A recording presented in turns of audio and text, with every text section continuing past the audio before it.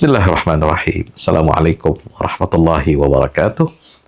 Teman-teman yang dimuliakan Allah, para perindu surga, yang insya Allah mudah-mudahan kita semua dimasukkan ke dalam surga Allah melalui Babur Rayyan atau pintu Ar-Rayyan.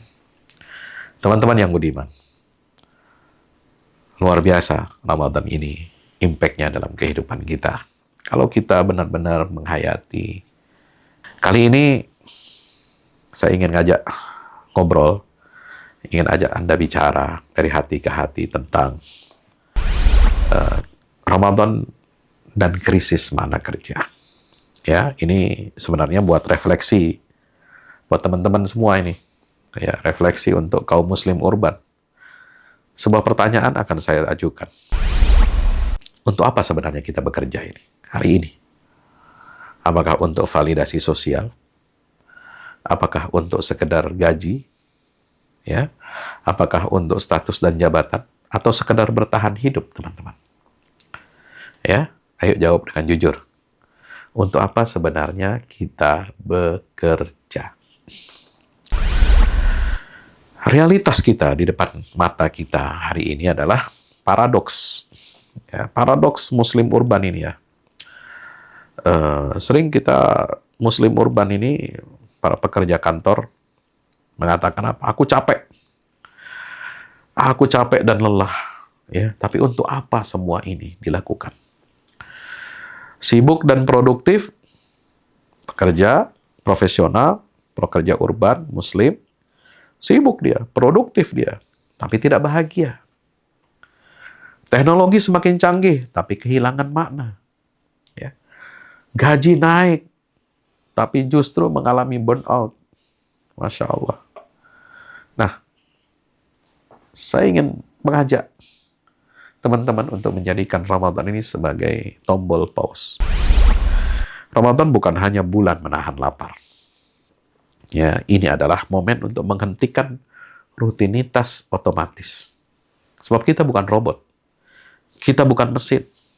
Ya. Menahan diri dari yang halal agar hidup kita ini kembali memiliki arah yang benar, tujuan yang benar. Itulah esensi Ramadan. Kita jeda sejenak, ya, menahan diri dari yang halal agar hidup kita punya arah yang benar, tujuan yang benar karena Allah Azza wa Jalla. Sebab apa? Anda dan saya ini bukan mesin, bukan robot, ya. Ya, kalau dunia berkata nilai kamu itu ada pada produktivitas kamu. Kalau kamu istirahat, leyeh-leyeh, tenang, itu tanda kamu malas, kamu tidak berhak dan tidak bisa pantas hidup berkompetisi di dunia kerja. Tapi puasa berkata sebaliknya, kamu itu manusia. Kamu itu bukan robot, kamu itu bukan mesin.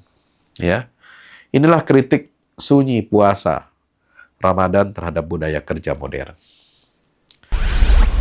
Allah Ta'ala mengingatkan kita dalam surah Adz-Dzariyat ayat 56. "Wa ma khalaqtul jinna wal insa illa liya'budun." Aku tidak ciptakan jin dan manusia melainkan untuk beribadah kepadaku. Ibadah bukan hanya sholat dan puasa. Bekerja adalah bagian dari pengabdian. Ya. Wa ma khalaqtul jinna wal insa illa liya'budun, itu cakupannya adalah termasuk bekerja, bagian dari ibadah kepada Allah. Ya. Ibadah itu bukan hanya sholat, zakat, puasa, haji, umrah, sedekah, tilawatil Quran, tadarus, qiyamul lail saja, zikir. Tapi juga bekerja kita di siang hari mencari nafkah yang halal. Ya. Ayyul amali atyab atau afdal. Ayyul kasbi afdal. Ya. Apa perbuatan pekerjaan yang paling mulia ya Rasulullah SAW? Ya. Yaitu ketika seorang kasbur rajul bi'amali yadih. Seorang itu mencari nafkah, mencari rizki dengan amal tangannya sendiri. Subhanallah. Innallaha yuhibbu idza amila ahadukum amalan an yutkinahu. Sungguhnya Allah mencintai, menyukai, mengapresiasi seorang hamba yang apabila dia bekerja, dia lakukan dengan itqan, dengan ketekunan, dengan kesungguhan, dengan kedisiplinan dan hasil optimal. Itulah makna itqan. Jadi, apa intinya sih dari ini semua? Iman dan profesi itu nggak terpisahkan, teman-teman. Ya, pedagang di pasar, penggembala kambing atau peternak hewan, ternak, ya, bahkan sampai pemimpin negara, leader itu adalah bagian dari pengabdian kita, penghambaan diri kita di hadapan Allah Azza wa Jalla. Ya, tidak ada makanan yang lebih baik, kata Nabi SAW, daripada hasil kerja tangan sendiri dan keringat sendiri. Ya, itu makanan yang paling baik yang kita usahakan dan kita hasilkan dengan kerja tangan kita sendiri. Ya. Mari kita bergeser. Kita geser pertanyaan kita. Dari apa? Berapa sih yang aku dapat dari pekerjaan ini? Berapa nilai yang aku ambil, take home pay, yang aku dapatkan dari pekerjaan ini? Ayo kita geser pertanyaan ini menjadi apa? Pertanyaannya menjadi apa? Apa nilai dari yang aku kerjakan? Seberapa manfaat dan seberapa baik nilai pekerjaan ini di mata Allah? Ya, masalahnya adalah bukan karena kita bekerja, tetapi ketika kerja itu kadang sering kali dan kebanyakan kerja kita itu kehilangan nilai. Sehingga apa? Melahirkan manusia-manusia yang hampa, melahirkan manusia yang lelah, jiwa yang lelah, burn out. Itu kenapa? Karena kita tidak beranjak dari pertanyaan berapa take home pay yang saya dapat. Tapi tidak pernah kita bertanya nilai apa yang kita dapat, yang kita bawa dari pekerjaan ini. Maka langkah pertama yang harus kita lakukan adalah, ayo kita lurusin niat. Attention kita, niat kita harus kita luruskan. Kita niatkan bekerja itu sebagai ibadah. Hubungkan aktivitas harian kita dengan tujuan Allah, tujuan ilahi. Ya, semua aktivitas harian kita hubungkan. Kita kaitkan dengan tujuan ilahi. Kedua, beresin caranya, metodenya. Yaitu dengan apa? Jujur dan berintegritas. Ya, ini cara kita bekerja. Nggak boleh main-main. Nggak boleh melanggar aturan. Jujur. Harus berintegritas. Sebab kerja itu adalah amanah. Dan profesionalisme ala Nabi itu adalah membangun trust dan kepercayaan. Ya.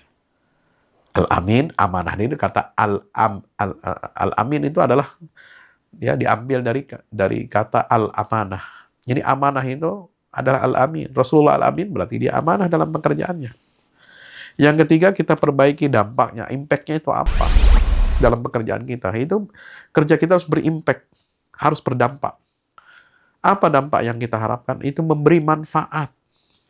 Sebab kerja adalah kontribusi untuk negara, kontribusi untuk kemakmuran, kesejahteraan rakyat, kerja aparatur negara, kerja pemimpin, ya, dari semua tingkatan adalah untuk melayani kepentingan rakyat, menghadirkan keadilan sosial bagi seluruh rakyat Indonesia.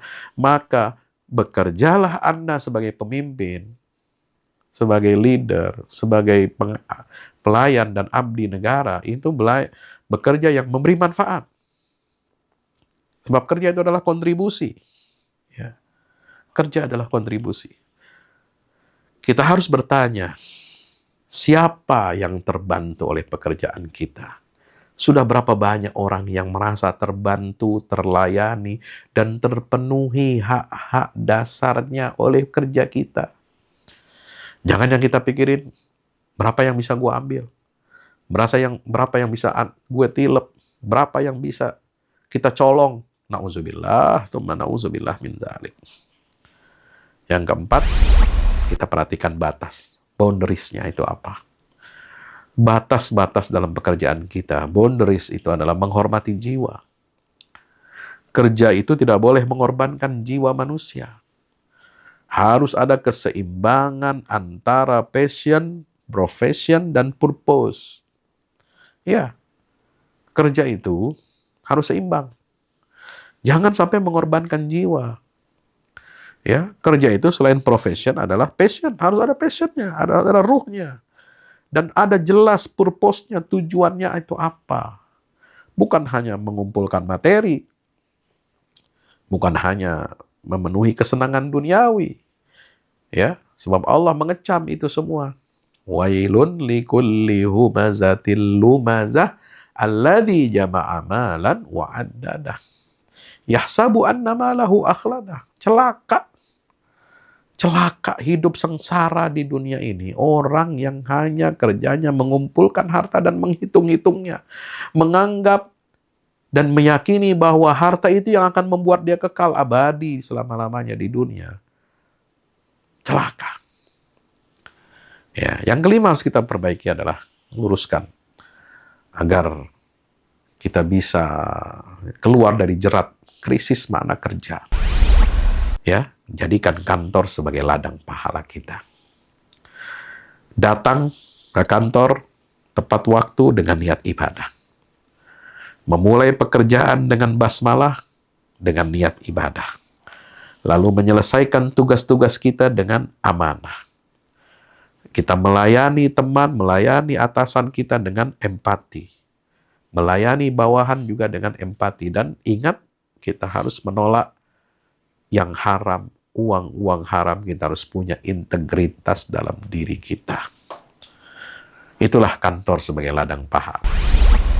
Maka untuk siapa kita bekerja? Untuk siapa Anda bekerja? Pertanyaannya. Ramadan pasti akan berlalu. Tapi maknanya tidak boleh hilang begitu saja. Makna Ramadan harus bertahan dalam diri kita. Target kerja akan terus datang, tetapi pertanyaan yang harus tetap hidup dan relevan dalam hidup kita setelah Ramadan adalah untuk siapa Anda bekerja, untuk siapa saya bekerja, dan untuk siapa kami bekerja. Kerja yang bermakna, sebagai quote terakhir penutup, adalah kerja yang mendekatkan kita kepada Allah dan bermanfaat bagi sesama. Wallahu a'lam bishawab. Wassalamualaikum warahmatullahi wabarakatuh.